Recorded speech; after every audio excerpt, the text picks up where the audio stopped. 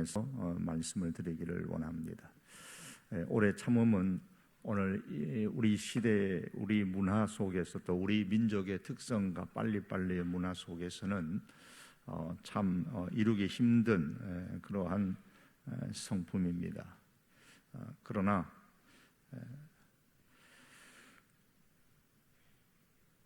인간의 본성과 시대적 상황과 우리의 문화 습관에 역행하는 것이 오래 참음, 인내이지만 그러기에 우리는 더욱더 이 오래 참음의 그 성품을 소유하기 위해서 성령의 도우심을 우리 간구하는 우리의 힘씀이 있어야 될 줄로 압니다. 오늘 본문은 오래 참음을 성령의 열매라 그랬습니다. 성경에 보시면 오래 참음에 관해서 크게 두 종류를 말씀합니다. 하나는 이 분노, 감정의 분노를 억제하여 참는 어느 감정적 혹은 윤리적 오래 참음입니다. 모든 겸손과 온유로 하고 오래 참음으로 사랑 가운데서 서로 용납하라 라는 말씀처럼 오래 참아서 용서하는 그러한 윤리적 오래 참음. 분을 내어도 죄를 짓지 말며 해가 지도록 분을 품지 말고 마귀에게 틈을 주지 말라라는 말씀처럼 오래 참음과 우리의 분노와의 관계에 대해서도 말씀을 합니다. 또 다른 하나는 이 윤리적 오래 참음과 또 반대되는 또 하나가 있는데 그것은 고난이나 혹은 핍박에 대한 오래 참음이 있습니다. 저는 이것을 신앙적 오래 참음이라고 부르겠습니다. 엄밀히 보면 예수님 때문에 내게 불의를 행하는 사람, 또 손해를 끼치는 사람에 대하여서 분노를 참는 것 역시도 신앙적 발로에서 나오는 것이기 때문에 신앙적 오래 참음이라고 할 수도 있지만 그런 윤리적 오래 참음과 신앙적 오래 참음을 오늘 이 시간에는 구별하여서 신앙적 오래 참음에 대해서 말씀을 드리려고 합니다. 야고보서 5장 7절에서 11절의 말씀에 보면 야고보는 오래 참음의 중요성을 강조하면서 불신앙의 사람들을 대상으로 하고 있지를 않습니다. 형제들아 그렇게 말씀을 합니다. 서두를 그렇게 꺼내죠. 같은 믿음의 사람들의 대상을 하고 있습니다. 오래 참음의 이 문제는 불신 세계의 문제일 뿐 아니라 특히 우리 성도의 문제입니다. 우리의 문제예요.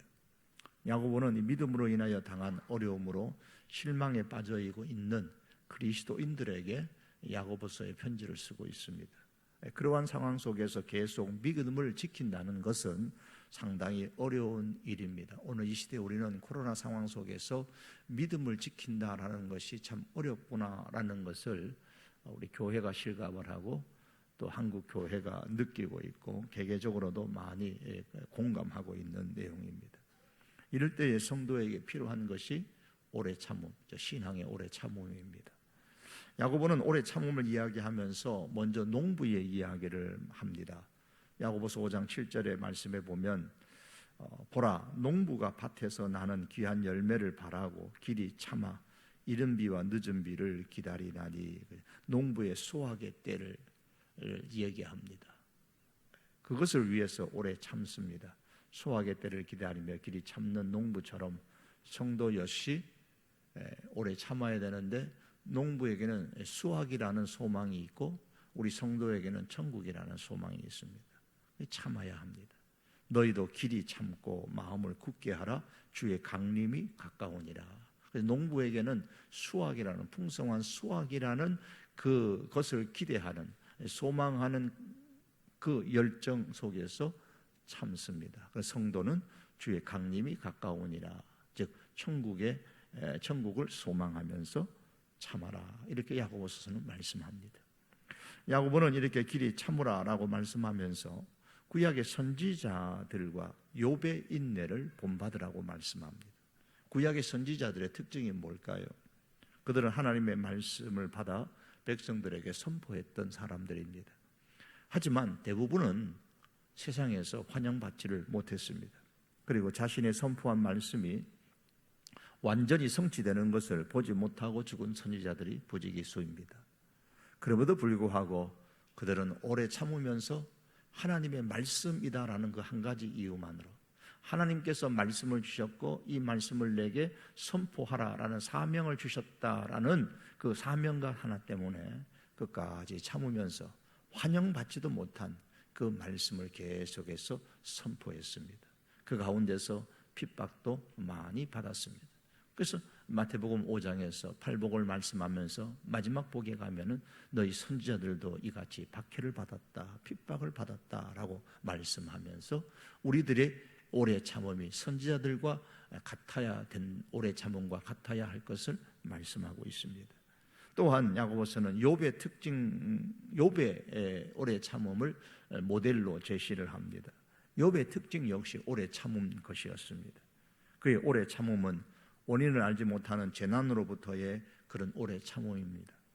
욥은 왜 자신의 자녀들이 죽어야 했는지, 왜 한순간에 모든 재산을 다 잃어버렸는지, 또 왜 자신의 몸이 무서운 질병에 걸리게 되었는지를 알지 못했습니다. 여러분, 우리 가운데서 이 욥이 당했던 고통, 고난 속에 한 가지만라도 우리에게 주어진다면 우리가 쉽게 신앙생활을 나는 할 수 있을 것이다 라고 장담할 수 있는 사람이 얼마나 있을지 모릅니다.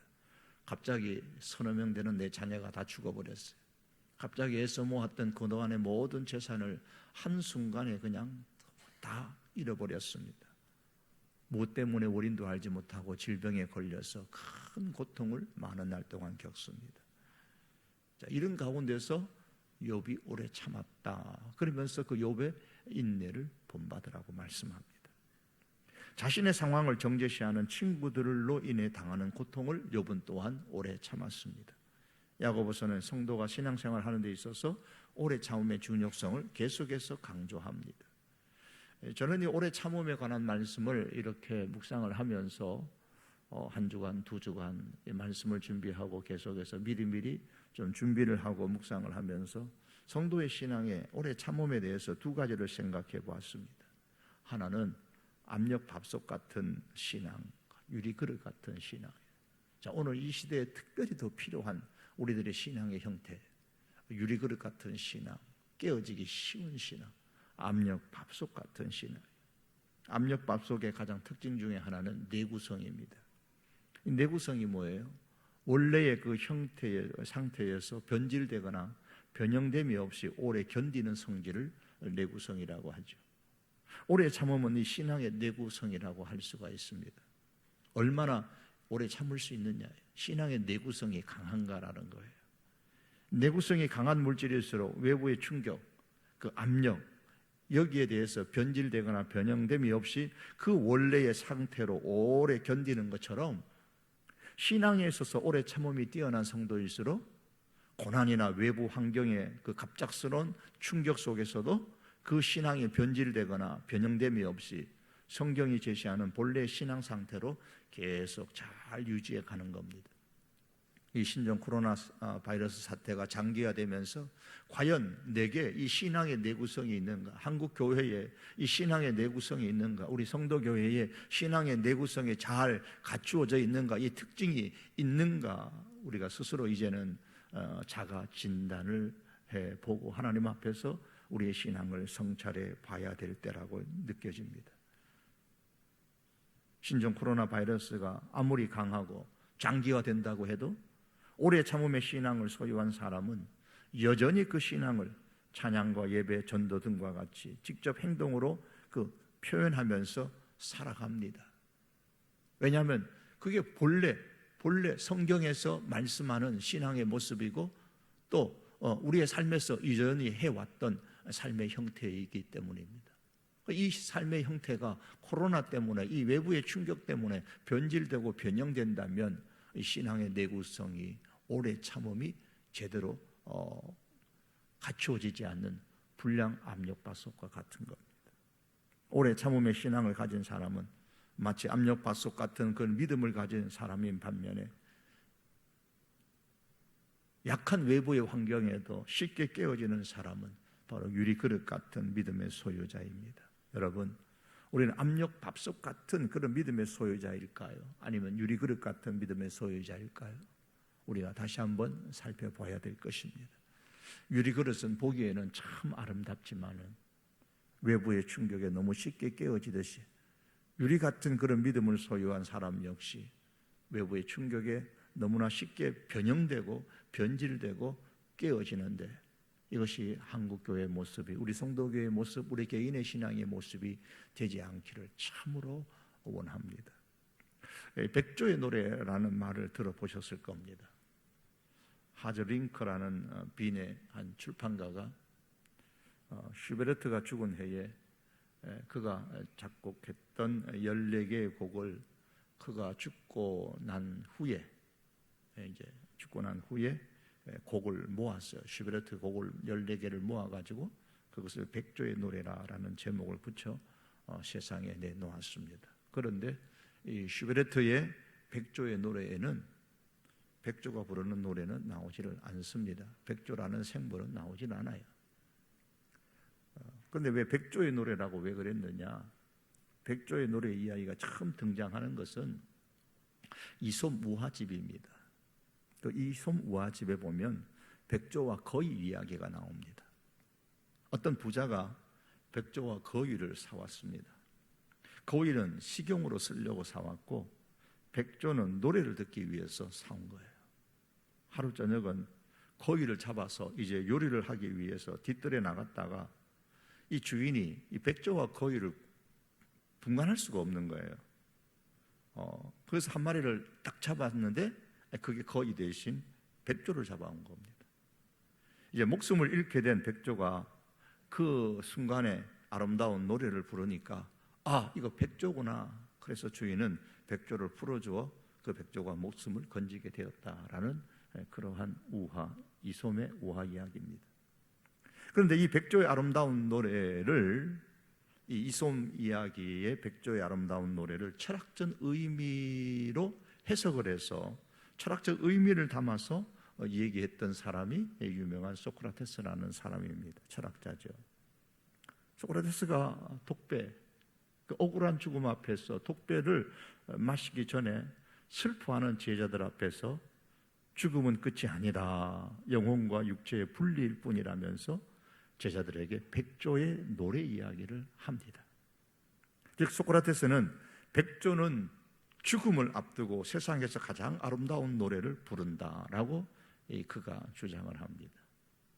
플라톤은 그의 글 파이돈에서 이 소크라테스의 백조의 노래에 관한 말을 이렇게 전했습니다.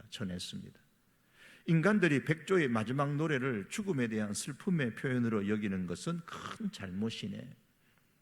죽음이 슬퍼서 노래 부르는 게 아니라는 거예요. 나는 절대 백조가 슬퍼서 우는 것이라고 생각지 않네.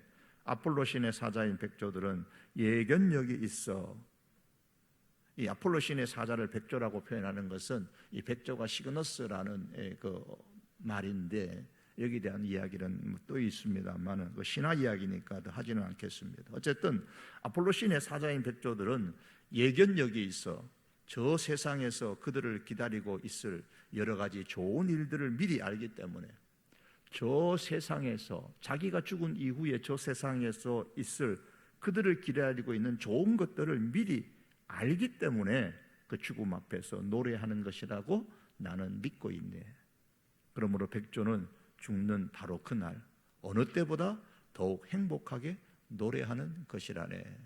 이렇게 플라톤의 파이돈이라는 그 작품 속에서 소크라테스가 했던 말을 소개했습니다.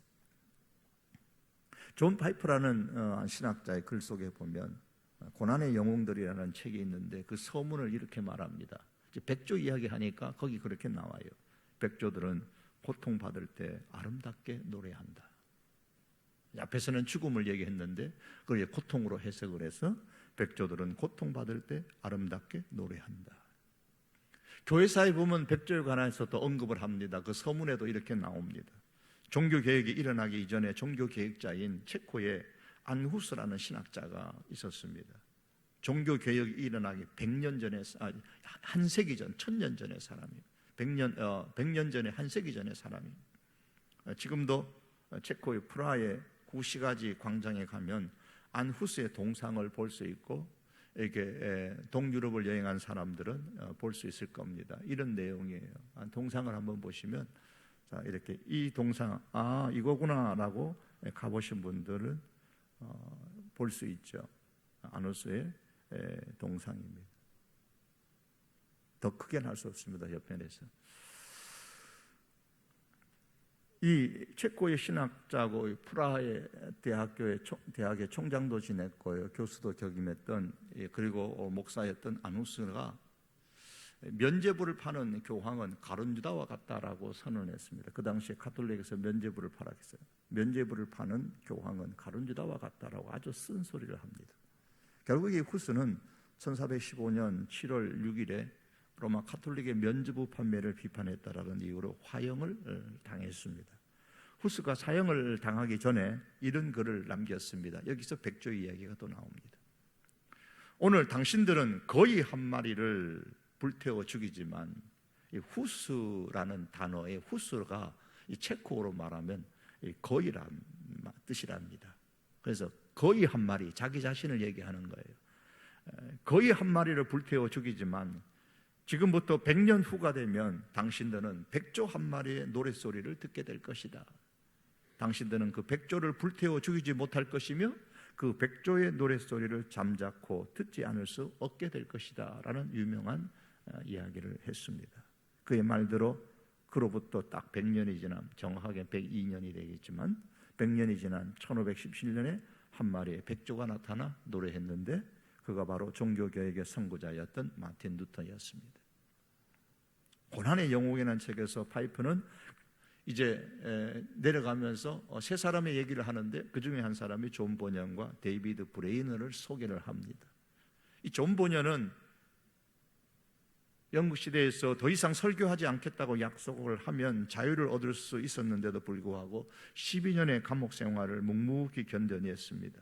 그 보년의 아내인 엘리자베스는 남편의 보년의 그 억울함을 호소하기 위해서 탄원서를 가지고 판사들을 찾아갔을 때에 이런 일화가 있습니다. 판사로부터 질문을 받았습니다. 당신의 남편은 설교를 그만둘 의향이 있는가? 당신 남편 내어두면, 감옥에서 풀어주면 더 이상 설교하지 않겠는가? 그 당시에 비국교도에서는 설교를 못하도록 금지를 시켰는데 거기에 저항했던 것이죠. 그때 본연의 아내인 엘리자베스가 이렇게 말했습니다. 판사님, 말을 할 수 있는 한 설교를 그만두는 일은 없을 겁니다. 부창부서라는 말이 있죠. 존 번연과 그의 아내 엘리자베스 부부에게 꼭 맞는 말인 듯합니다. 이 두 사람은 한 뜻이었습니다. 설교를 포기하라는 요구에 존 번연은 이렇게 대답을 했습니다.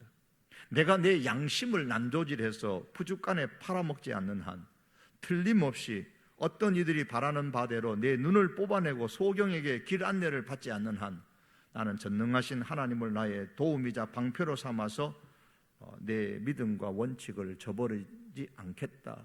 내 눈썹에서 이끼가 자랄 때까지 고난을 받기로 결심을 했다. 그렇게 번연이 이야기를 합니다.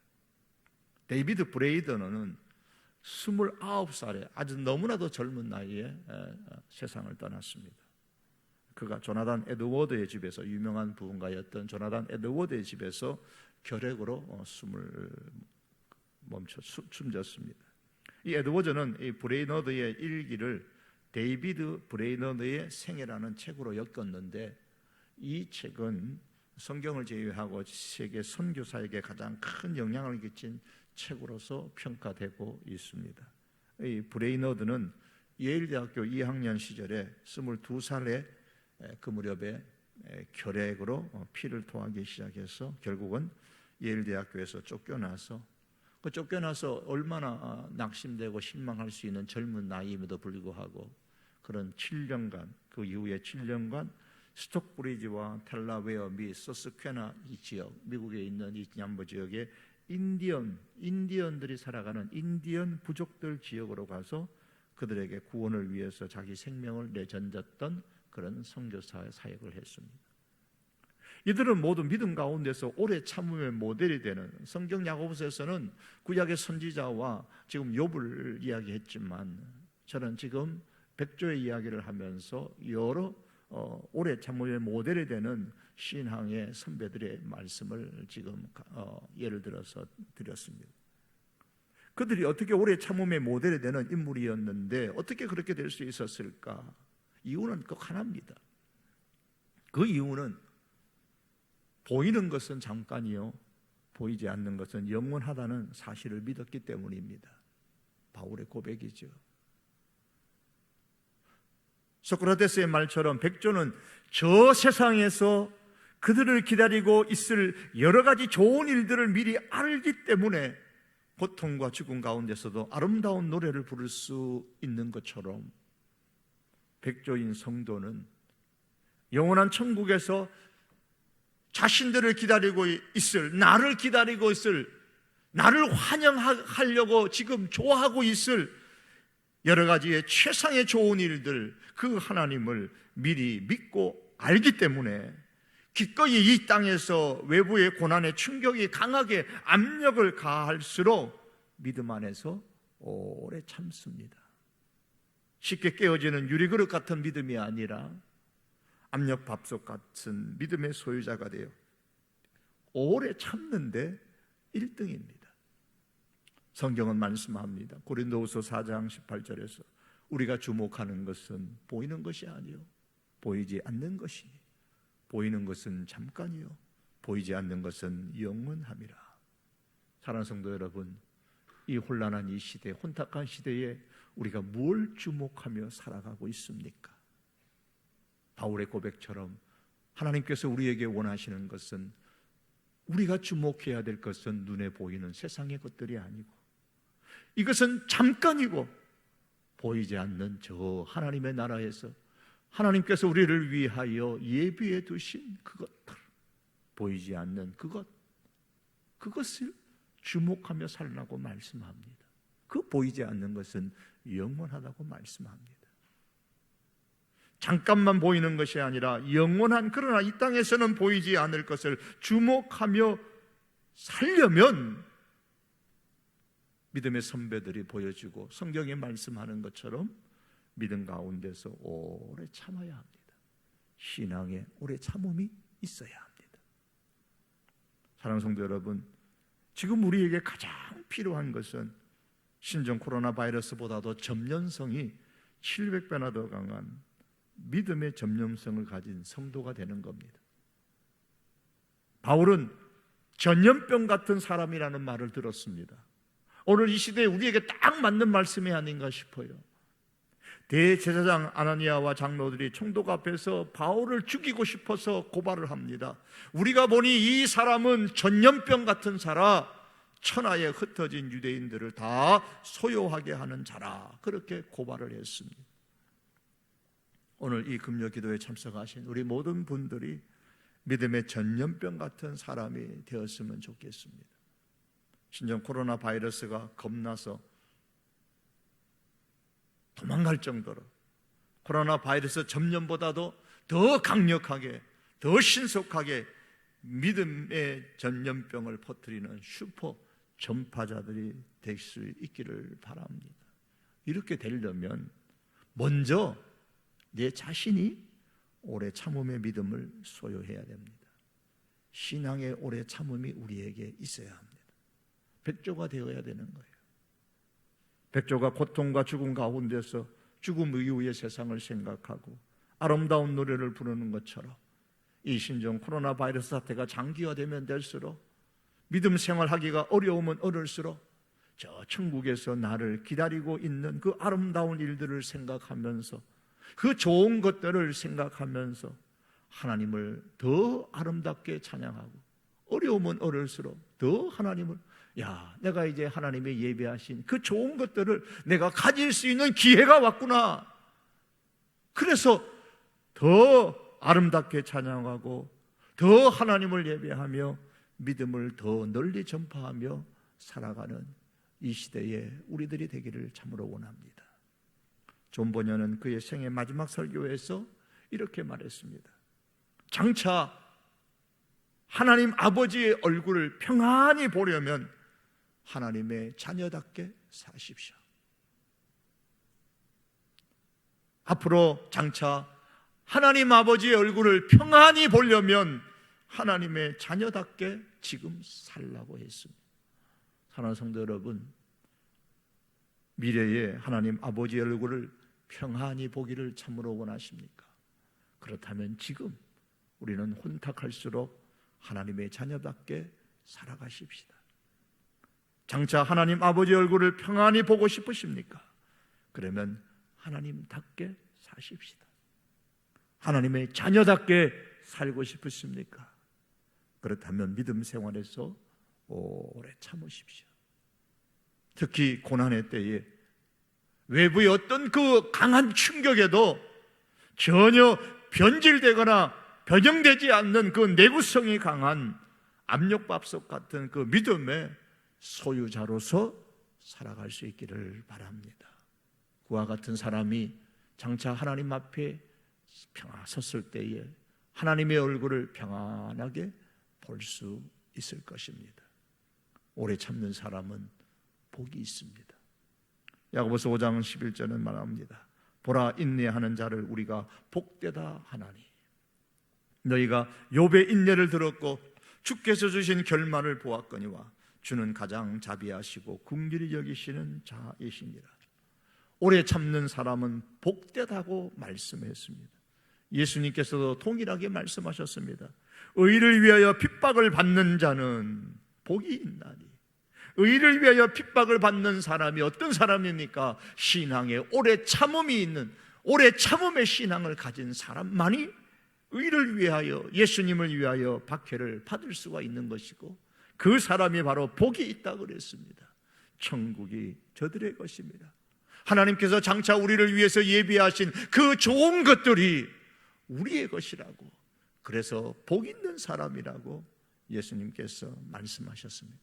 덧붙여서 주님은 말씀합니다. 나로 말미암아, 예수님으로 말미암아 너희를 욕하고 박해하고 거짓으로 너희를 거슬러 모든 악한 말을 할 때에는 너희에게 복이 있나니. 그 악한 말을 할 때에 신앙의 오래 참음을 가지고 꿋꿋하게 그런 외부 세력의 압력에도 변질되지 아니하고 오래 참음의 신앙을 간직한 그 사람에게는 복이 있나니 기뻐하고 즐거워하라. 하늘에서 너희의 상이 큼이라. 너희 전에 있던 선지자들도 이같이 박해하였느니라. 선지자들이 그렇게 환영받지 못하였지만, 신앙에 많은 압력을 받고 충격을 받았지만, 그럼에도 불구하고 끝까지 하나님의 말씀이라는 이유 하나 때문에, 그 말씀은 전파해야 된다는 사명감 하나 때문에 기꺼이 오래 참음의 신앙을 드러냈던 것처럼 우리 역시도 그 선지자들의 그 길을 묵묵하게 걸어가 우리의 상이 큼을 확신하면서 오래 참음의 신앙의 오래 참음을 우리가 잘 간직할 수 있는 하나님의 백성들이 될 수 있기를 주님의 이름으로 축복합니다. 기도하겠습니다. 하나님 아버지, 시대가 혼탁합니다. 우리의 믿음의 진리를 다시 한 번 더 점검해 볼 수 있는 하나님, 그런 시대가